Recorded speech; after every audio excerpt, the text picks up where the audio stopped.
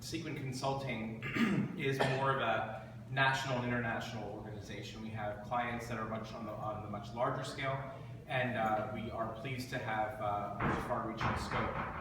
We do work in these main areas of organizational change management, learning, recruiting and staffing, and leadership development.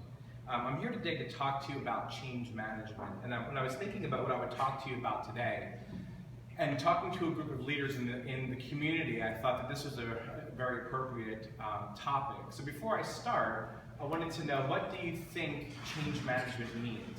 And you can't answer because I know you know. And Rita and Dwight, you're not allowed to answer. So any thoughts about what comes to mind when you hear change management? Yes? Change of culture, change of location. Sure, absolutely. Yes? Convincing the employees there's nothing they can do about it. That's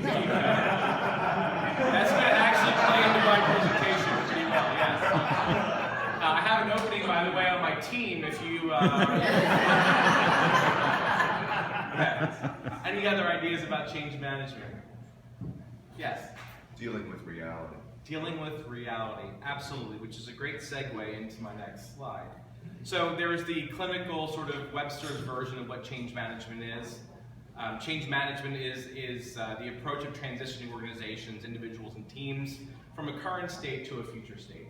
And while that sounds easy, it's actually very difficult for people. And there is a methodology and an approach to this.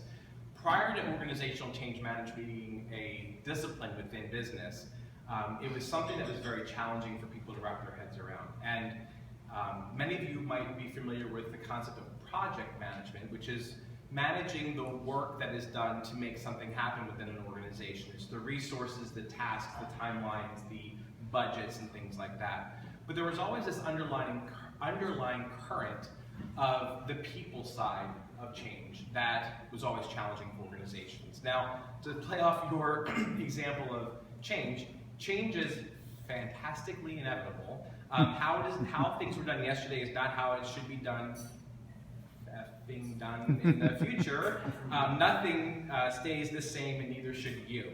Adopt a new, fun perspective. So, unfortunately, telling people just freaking change is not enough to make people want to change. So, why is OCM, or organizational change management, necessary?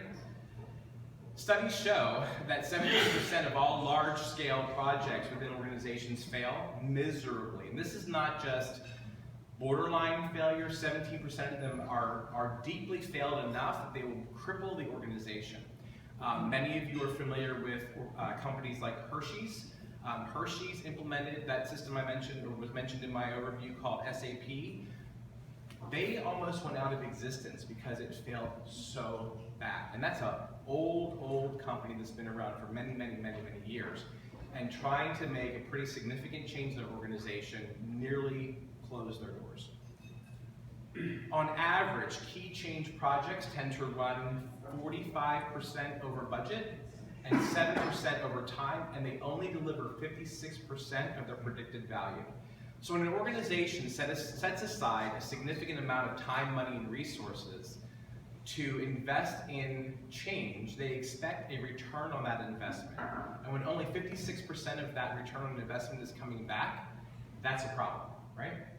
Well, the reason that happens is because the biggest challenges to those changes are not the technology. Because we as a society in the US, we're really good at the technology things that happen. We have smart programmers and developers, and you look at the Internet of Things and this information age that we live in. We know how to make stuff work.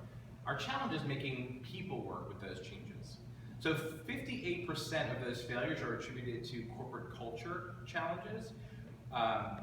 Changing the mindsets and attitudes, 58%. Corporate culture misalignment, 49%. And lack of senior management support is 32%. At the end of the day, the most common challenges are not those technology things that I mentioned, but more about the fact that there are fuzzy business objectives, there's stakeholders that are out of sync and don't understand what the purpose of the change even is to begin with, and a lot of excessive